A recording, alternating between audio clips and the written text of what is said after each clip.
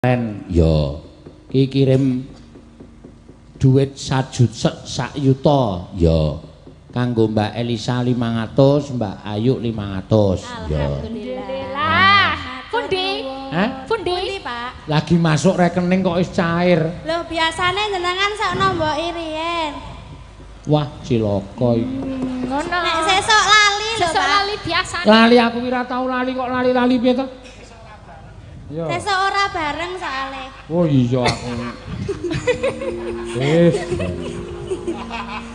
Nah, ngene iki ketoprakane bayaran kok ya kari dhewe. Jengkulmu melocot kuwi ora.